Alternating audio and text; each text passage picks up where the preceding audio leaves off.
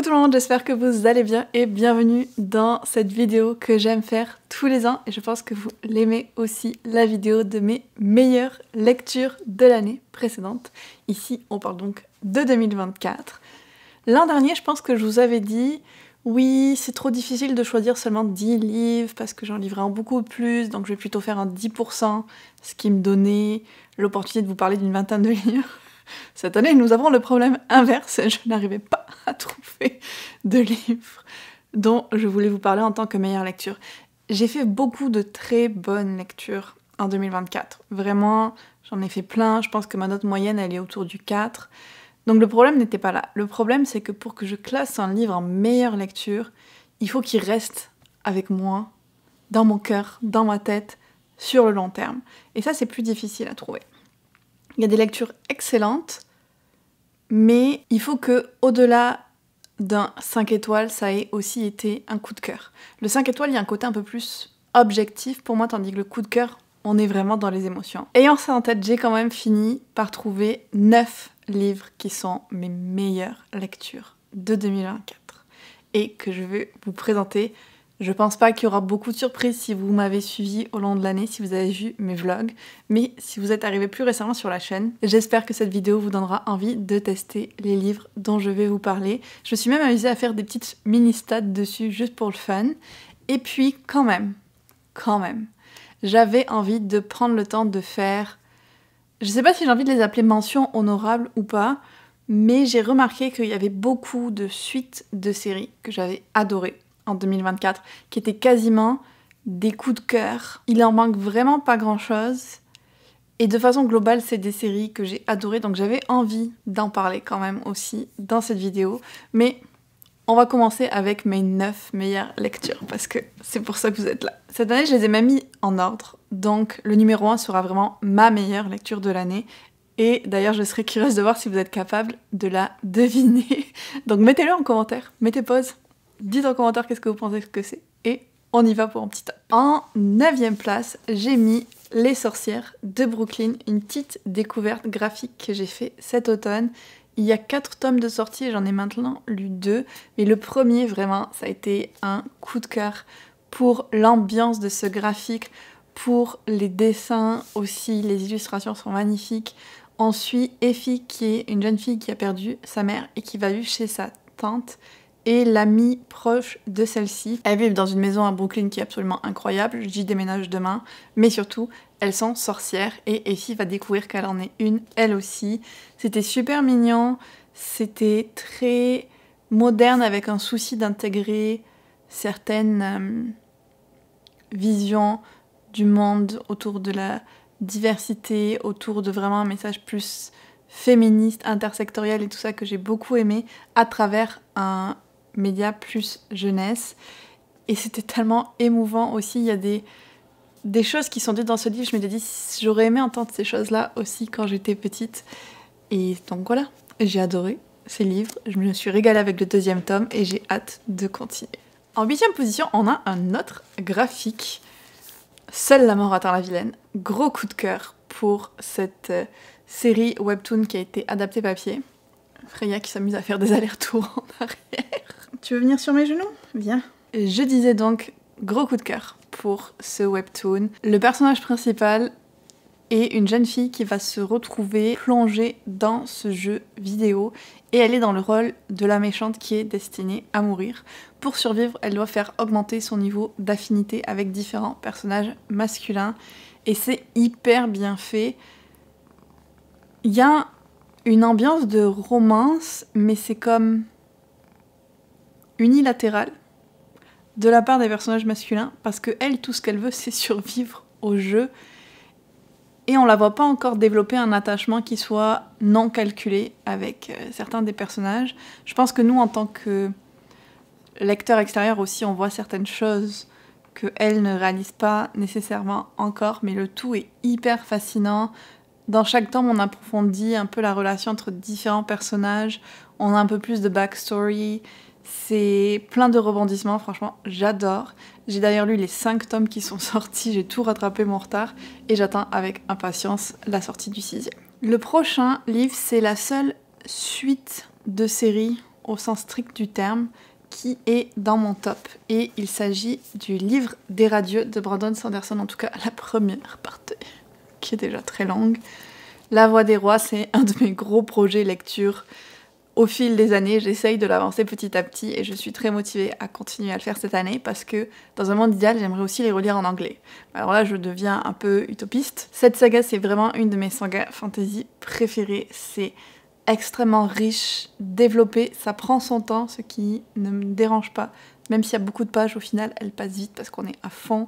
On suit différents personnages dans un univers fantasy qui ont chacun une origine et une perspective très différente. Et tous vont se retrouver entremêlés par les fils du destin pour un peu prendre part à une grande guerre et à un grand bouleversement du monde qui se prépare. Et on comprend qu'il y a des échos du passé qu'on entreaperçoit aussi à travers les pages. Et on voit petit à petit les différents personnages se rapprocher, genre géographiquement, et se rencontrer. Et j'adore. Je suis très très fan. Il faut juste que je prenne le temps de continuer à les avancer. Je vous avoue que c'est pas facile quand on voit l'épaisseur des livres. Mais il faut que je prenne le temps parce que je sais qu'à chaque fois je me régale avec ces lectures. Le prochain c'est une suite mais au sens pas strict du terme, c'est pour ça que j'ai fait la distinction. Il s'agit des archives de l'Exode de Becky Chambers. Et alors oui, techniquement c'est le 3e tome de sa série Les Voyageurs, mais chaque tome suit des personnages quand même vraiment différents, même si on a quelques échos ou apparitions d'autres personnages des autres livres, c'est quand même assez indépendant. C'est pour ça que je le classe pas comme une suite, mais Becky Chambers ne me déçoit jamais. Je pense que quasiment tous les livres que j'ai lus d'elle sont des coups de cœur. Et que depuis que j'ai commencé à la lire, si j'ai lu un Becky Chambers dans l'année, il doit y en avoir un dans mon top. Parce que c'est incroyable ce qu'elle arrive à faire de la science-fiction cosy, hyper touchante, qui donne une vision de l'humanité qui est difficile parfois, mais aussi plus positive, ce qui est rare en science-fiction. Parce que souvent, je trouve qu'on a un aspect assez défaitiste. Et là, j'aime l'espoir qu'elle amène et j'aime la vision qu'elle nous propose d'un futur possible de l'humanité et du reste aussi des espèces qu'on peut retrouver dans l'espace. J'adore. Et il m'en reste un à lire, puis j'aurai lu tous les Becky Chambers. Et je sais pas qu'est-ce que je vais faire de ma vie après ça. On change un petit peu de vibe avec le prochain, qui sera absolument pas une surprise. La balade funèbre de Heart et Merci. Donc là, c'est l'édition Fairyloot en anglais que j'ai réussi à trouver sur Vinted. J'étais trop contente. Ça a été une grosse surprise, ce livre. Et ça aurait peut-être pas dû l'être parce que j'avais lu un autre Megan Bannon il y a beaucoup de temps que j'avais adoré. Et là encore, cette autrice, ça l'a fait pour moi.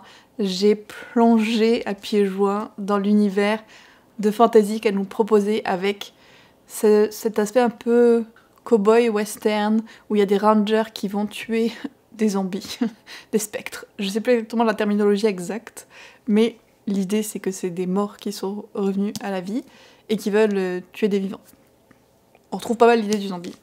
En même temps, on a des dieux, des demi-dieux, on a une mythologie de l'univers qui est hyper intéressante et surtout, au centre de tout ça, il y a la romance entre Heart and Mercy.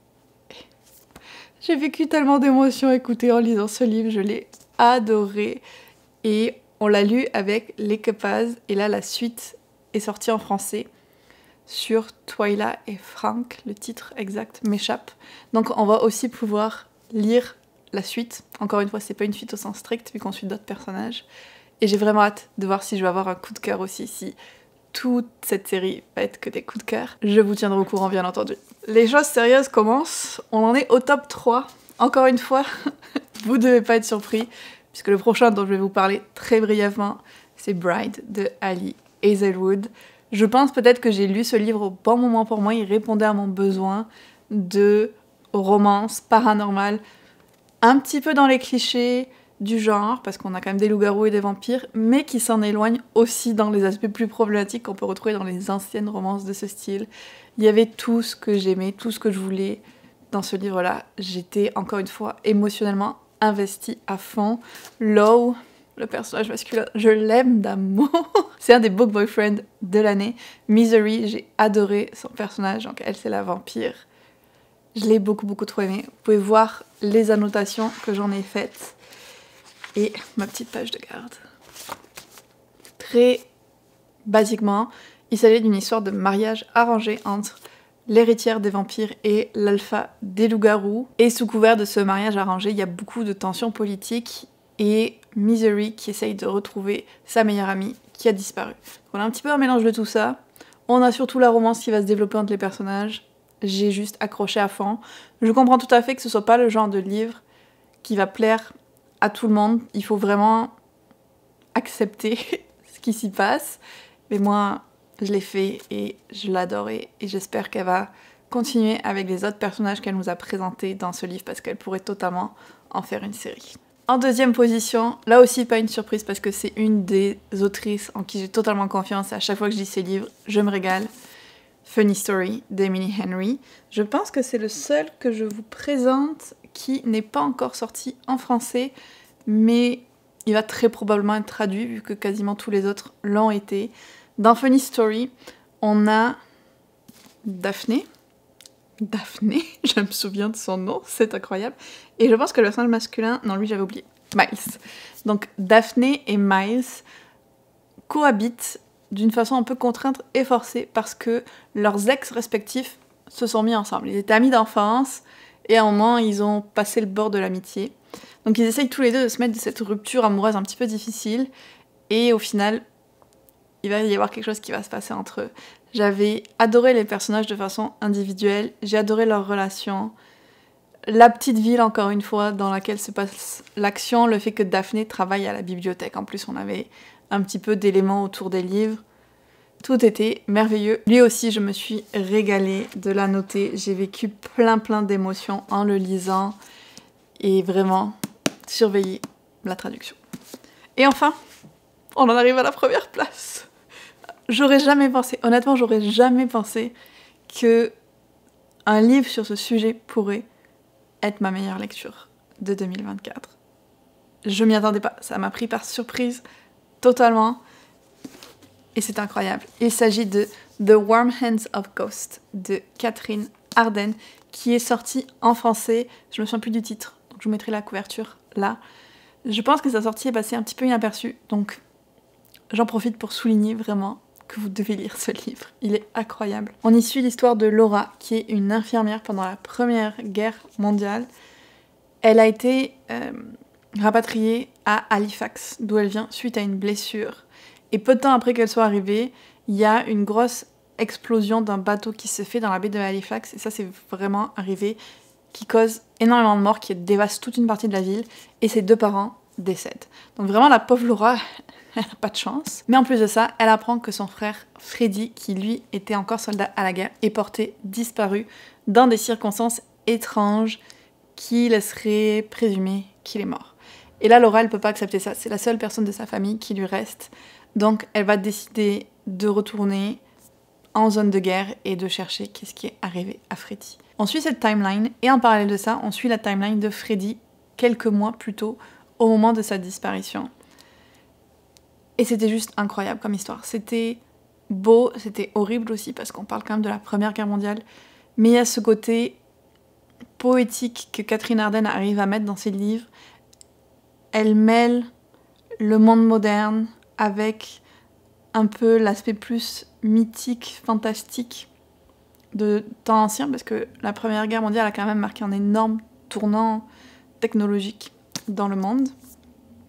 Et donc elle mêle ces deux éléments-là avec cette dévotion que Laura a envers son frère et le fait qu'elle veut absolument le retrouver. En même temps, on voit l'expérience de Freddy en tant que soldat. Et comme je vous le dis, j'aurais jamais pensé qu'un livre sur une guerre mondiale me plairait autant. En principe, j'évite tout ce type de livre, surtout la Deuxième Guerre mondiale, pour être honnête. Je lis aucun livre sur la Deuxième Guerre mondiale. Et ça, j'ai vraiment pas envie que ça change pour le moment. La Première Guerre, je connaissais aussi, forcément on en parle quand même toujours beaucoup, je pense, à l'école et en France, mais c'est pas du tout un sujet qui m'intéresse à lire. Mais là, quand j'ai vu que c'était Catherine Arden, que j'ai adoré dans tous ses autres livres, je me suis dit, ok, je vais essayer. Et voilà le résultat. À ma plus grande surprise. Lisez ce livre, il est magnifique. Magnifique. J'ai pas d'autres mots pour, pour le décrire. J'espère vous avoir donné envie de le découvrir, en tout cas. Et si vous le lisez à cause de moi ou parce que vous en avez entendu parler ailleurs, je voudrais trop avoir votre avis dessus. Et voilà qui finit mon petit top de l'année. Vraiment petit, il y en a 9. Petite interruption de la Élise du montage parce que les plus observateurs d'entre vous auront peut-être remarqué que je vous parle de mes 9 meilleures lectures, mais que je vous ai présenté que 8 livres. En fait, puisque je l'avais pas en format papier, j'ai oublié de vous parler de Spinning Silver ou La fileuse d'argent de Naomi Novik, qui est la raison qui justifie le pourquoi j'attends toujours que le 31 décembre soit passé pour réfléchir à mon top des lectures, parce que celui-là, je l'ai littéralement fini dans l'après-midi du 31 décembre, et ça s'est révélé que c'était une de mes meilleures lectures de 2024. J'ai totalement plongé dans l'univers que nous proposait Naomi Novik. Ce mélange de contes avec la réécriture de Rumpelstiltskin ou La fille du meunier, l'aspect folklore russe ou scandinave, et en même temps les destins entremêlés de plusieurs jeunes femmes qui viennent vraiment de milieux très différents et qui vont toutes se retrouver chacune à essayer de survivre à sa façon, à se croiser, s'entrecroiser. Et j'ai adoré l'écriture, j'ai adoré les personnages, l'univers, l'ambiance dans laquelle ça m'a plongée. Vraiment, ça a été une super bonne lecture. Et je pense que Naomi Novik en général est une autrice qui fonctionne très bien pour moi parce que j'ai aussi beaucoup aimé sa série Scholomance, même s'il me reste le 3e tome à lire. J'avais adoré Déraciné. Donc tout ce qui me reste à faire maintenant, ça va être de tenter sa série Téméraire. Une série de plus. On n'en est pas à ça près. Donc je voulais corriger ce petit oubli dans mon top et je vous laisse retourner à la vidéo. Mais que des excellentes lectures. J'espère vous avoir donné envie de les découvrir, ou si vous les avez déjà lues, dites-moi ce que vous en avez pensé.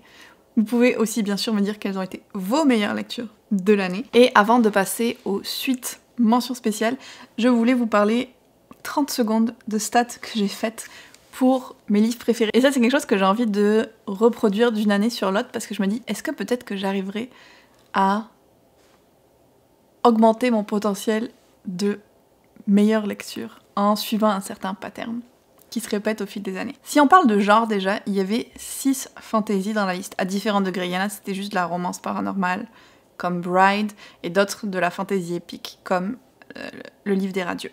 Donc vraiment tout type de fantasy, mais quand même ça reste ce qui est majoritaire. De science-fiction, j'ai mis Seul l'amour attend la vilaine en science-fiction parce qu'il y a cette histoire de plonger dans un jeu vidéo. Et puis, quand même quelque chose qui m'a surprise un peu plus, c'est que il y a 3 romances. Alors là, je compte en double Bride et Heart and Mercy, je sais, parce que je les ai déjà mis en fantasy, mais ça reste que l'élément central, c'était la romance, dans un contexte surnaturel fantasy. Donc, il y a quand même 3 livres sur les 9 avec un élément central de romance. Et ça, j'ai trouvé que c'était intéressant parce que je lisais vraiment très très peu de romances il y a quelques années. Et là, je vois qu'il y a un potentiel pour faire de très bonnes lectures avec. Il y avait 5 séries et 4 stand-alone. Donc là, on est moitié-moitié presque. 2 graphiques, ce que je trouve vraiment bien et qui m'encourage à continuer à expérimenter avec ce genre-là parce que on peut faire tellement de belles découvertes. Et un des points qui m'intéressait aussi, c'était de voir s'il y avait beaucoup de sorties de 2024 sur ce top, et il y en avait quand même 3, ce qui fait un tiers, et je trouve que c'est vraiment pas négligeable. Et ça aussi pour moi, ça me dit qu'il faut que je continue à lire des sorties récentes parce qu'il y a quand même de grandes chances que je trouve mon bonheur. Et ça va être encore plus intéressant de regarder ça l'an prochain parce que l'an prochain, je vais comptabiliser la proportion de sorties de l'année que je lis sur toutes mes autres lectures. Donc je pense que on pourra faire des stats intéressantes. Voilà, je m'arrête là pour cette mini partie, comme je vous ai dit, c'était vraiment tout petit et c'est plus un point de départ de quelque chose que je veux faire sur plusieurs années.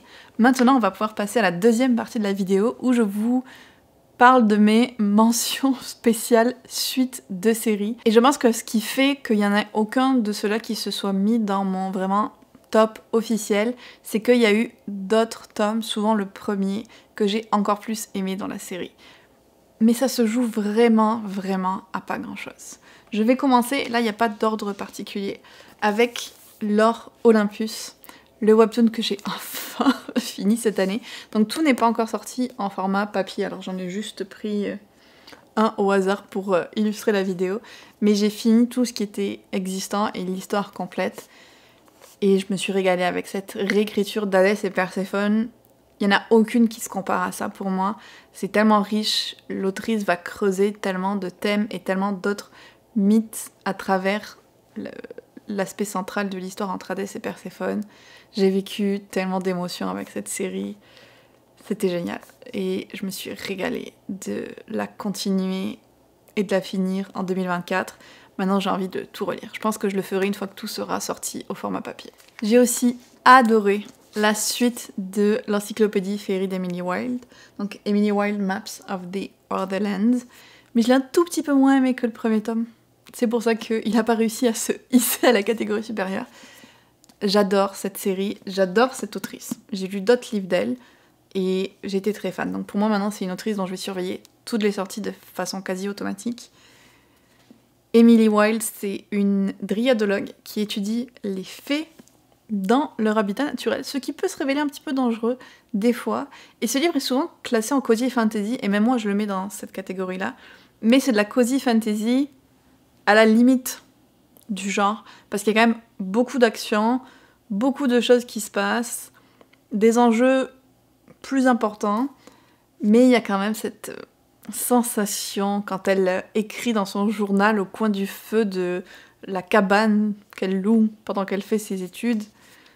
Voilà, il y a ce côté cosy quand même qui est là. Il y a une petite touche de romance en plus, mais ce qui me plaît majoritairement, je pense, c'est vraiment le personnage d'Emily. C'est le format journal scientifique qu'on a dans le livre, et c'est vraiment la construction de l'univers des faits tel qu'il est présenté dans ce livre-là. Et là, le 3e tome sort dans quelques mois, et je vais me précipiter dessus avec beaucoup de joie. Un livre qui va pas vous surprendre, Anne de Windy Willows. Et je pense que j'aurais pu mettre la grande majorité des livres de la série Green Gables dans cette catégorie-là, parce que je me suis régalée avec tous. Mais celui-là, je pense que c'est le dernier où on a vraiment une Anne encore jeune et qui est vraiment centrale à l'histoire. Après, elle va vraiment plus grandir, se marier, avoir ses enfants. Donc ce tome-là a quand même une place particulière. Je l'avais lu en hiver, donc c'était vraiment parfait. J'ai noté plusieurs passages. Je suis pas allée jusqu'à annoter complètement, mais j'avais noté plusieurs citations qui m'avaient beaucoup plu. Et cette série est vraiment juste incroyable. J'ai hâte maintenant de tester Emily de New Moon, qui est une autre série de la même autrice, et de voir si je vais autant accrocher, parce que ça promettrait de très très bonnes lectures. Heartstopper, pas une surprise non plus, vu que j'ai adoré tous les tomes. Je sais pas lequel serait mon préféré, je peux juste vous dire que c'était pas nécessairement celui-là, mais je me suis quand même régalée. J'adore continuer à suivre Nick et Charlie. Je sais plus combien il y a de livres encore prévus, je pense qu'elle a rallongé un petit peu, mais autant qu'elle va en faire, autant que je vais les lire. Et je suis sûre que je vais tous les adorer. Cette année, j'ai aussi lu plusieurs Veronica Speedwell, donc là on est sur des romans historiques qui mêlent à la fois un peu un côté mystère à résoudre et de la romance très slow burn. Et dans chacun, on va suivre Veronica Speedwell, qui est une héroïne que j'adore, et Stoker, qui est un homme taciturne au grand cœur, comme on les aime. Ils sont tous les deux scientifiques, et pour des raisons différentes, ils vont tous les deux se retrouver mêlés à plusieurs intrigues politiques policières. Donc dans chaque tome, on va suivre une intrigue différente et on va suivre l'évolution de leur relation. Et ce que j'adore le plus, c'est leur dynamique entre le personnage de Veronica et la plume de l'autrice. Tout ça ensemble, ça fait un combo génial. Et lui en particulier, je voulais en parler parce que il se passe dans un manoir isolé sur une île. Et je pense que je pourrais vous faire une vidéo un jour de recommandation de livres qui se passent dans un manoir isolé, sur une île, par une tempête de neige. Je suis toujours hyper fan et c'est pour ça que lui m'a marqué en particulier. J'ai vraiment adoré l'ambiance un petit peu gothique qu'on avait et à chaque fois il y a tout l'aspect secret de famille souvent qui ressort. C'était top. Le prochain, Je voulais le mentionner parce que je l'ai adoré, mais aussi parce que je comprends absolument pas la note qu'il a eue sur Goodreads. Et je vous en ai déjà parlé, donc je vais pas m'étaler plus là-dessus. Mais il s'agit de The Atlas Complex, qui est le 3e tome de la série The Atlas 6, et le dernier en fait, qui était une de mes sorties les plus attendues, et je me suis régalée. Olivia Blake, je pense que c'est pas une autrice qui plaît nécessairement à tout le monde, et on le voit bien avec les avis qu'il y a sur The Atlas 6. On est sur une série de Dark Academia, mais qui est très centrée sur les personnages. L'univers en tant que tel est hyper intéressant aussi, je trouve. Le fait qu'on soit dans un monde qui ressemble au nôtre, mais au sein duquel il y a de la magie d'une façon très organisée, et quand même des sociétés secrètes aussi. Pour moi, c'est un mélange parfait. La plume d'Olivia Blake, je l'adore, mais je peux comprendre que ce soit un style qui n'est pas nécessairement plu à tout le monde. Ceci étant dit, pour moi, ça l'a absolument fait. J'ai adoré les 3 livres. Le premier, je pense, reste mon préféré, mais j'ai beaucoup aimé cette conclusion et ce qu'elle apporte. J'ai lu d'autres livres d'Olivia Blake depuis que j'ai découvert The Atlas 6. Quasiment tous ceux qui ont sorti ou ressorti, en fait, depuis. Et à chaque fois, j'ai adoré. Là, elle en a un qui s'en vient bientôt, dont je vous ai parlé dans ma liste des sorties les plus anticipées de 2025. Et ça se pourrait que ce soit une de mes meilleures lectures de l'année, donc j'ai très hâte de le lire. Une autre série que j'ai finie en 2024 et qui était dans mon projet Ça suffit, c'était Une histoire naturelle de dragon de Mary Brennan. Et j'ai adoré tous les tomes de cette série, franchement j'étais hyper fan, même si je pense que le premier reste mon préféré, suivi de très près par In the Labyrinth of Drake. Dans chacun des tomes, on va suivre Lady Trent, qui est une jeune femme qui, à une époque où la société scientifique était assez fermée aux femmes, comme dans le monde réel, a réussi à étudier les dragons et à force de se battre encore, à se faire une place en tant que dragonologue. Ça n'a pas du tout été facile, mais elle a persévéré. Elle a réussi à trouver les moyens de mener des expéditions, et dans chaque livre, on va donc suivre une expédition différente qu'elle fait dans des régions complètement différentes du monde, et c'est vraiment sous forme de mémoire. Donc, elle nous raconte sa vie passée, en nous donnant des fois des petits indices sur des choses qui vont se passer dans le futur et que tu as donc hâte de lire. C'était super bien fait. J'adore son personnage aussi. Et dans ce tome-là, il y a des développements spécifiques qui se passent, que je peux pas raconter pour pas spoiler, mais qui m'ont beaucoup plu, qui m'ont rendu un peu plus vraiment émotionnellement investie que dans les autres tomes, et j'ai adoré, et j'aime énormément l'aspect scientifique qu'il y a aussi, un peu comme dans Emily Wilde. Si jamais vous avez d'autres livres à me recommander qui ont cette vibe un peu de personnage qui fait une analyse scientifique, encore plus il y a le côté fantasy, comme on a les fées, on a les dragons, mettez-les-moi en commentaire parce que je pense que j'adorerais. Les 2 prochains livres, je les mets ensemble parce que c'est les tomes 4 et 5 de Cœur de Dragon, une série dont je vous parle ad nauseam, je pense, et que j'ai enfin terminée également en 2024. Une de mes séries fantasy préférées à vie, quasiment, je pense, que j'ai lu en français et que donc je voudrais relire et annoter un jour en anglais. Je vous en ai tellement parlé, je sais pas si j'ai besoin encore de résumer ça.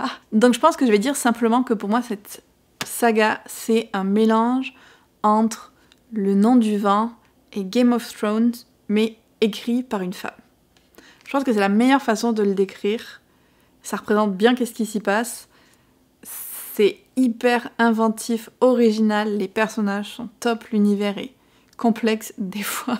Beaucoup, il faut relire certaines choses, mais ça vaut la peine. Et je suis très contente de l'avoir fini. J'ai adoré tous les tomes que j'ai lus, même si, encore une fois, je garde une préférence pour le premier tome, comme ça m'arrive très souvent, en fait, dans les séries fantasy. Et le dernier, un petit graphique pour finir, avec le 3e tome du Jardin des Fées, où on suit Lucie, qui est une bergère des fées, qui est donc chargée d'une ruche de fées et de leur protection, parce qu'il y a aussi des chasseurs de fées qui veulent s'en emparer parce que la reine des fées peut accorder des vœux. Je trouve que Audrey Alouette, à chaque fois qu'elle fait des BD, que ce soit seule ou accompagnée, elle arrive à intégrer des histoires extrêmement riches, extrêmement belles, un peu dures aussi, en très peu de pages. C'est la même chose avec le... Il y a la pile de livres qui vient, tant bien. C'est la même chose avec le Grimoire d'Elphie, où à chaque fois je suis étonnée et ravie de voir tout ce qu'elle arrive à faire passer en un format très court. Et ce 3e tome m'a particulièrement plu parce que on se lance dans un nouvel arc un petit peu de l'histoire que j'ai trouvé vraiment intéressant. On a des nouvelles perspectives qui s'ajoutent aussi et j'ai très hâte de voir où ça va nous mener. J'ai aucune idée de combien il va y avoir de tomes. Mais encore une fois, autant ils vont en faire, autant je vais les lire. Et voilà qui conclut tous les livres dont je voulais vous parler, ceux qui ont le plus marqué mon année 2024. Encore une fois, n'hésitez pas à me dire en commentaire s'il y en a que vous avez lus, que vous les ayez aimés ou non d'ailleurs. On a tous des avis différents et c'est très bien comme ça. Quel a été votre top à vous de l'année? Si jamais vous voulez me dire votre meilleure et votre pire lecture de l'année, j'ai d'ailleurs un petit sondage que j'avais fait, que je vous mettrai en barre d'infos aussi pour un potentiel futur projet vidéo, si ça vous tente de participer. Si vous êtes arrivé jusqu'au bout de cette vidéo, on va mettre un emoji trophée. Et si vous voulez avoir plus de contenu exclusif de ma part, notamment la vidéo exclusive de janvier, ça va être ces livres que j'aurais dû abandonner. Mais aussi avoir accès à notre Discord de discussion, participer à nos lectures communes et soutenir le travail que je fais sur cette chaîne. N'hésitez pas à rejoindre les Capas sur Patreon et je vous dis à très bientôt dans une autre vidéo.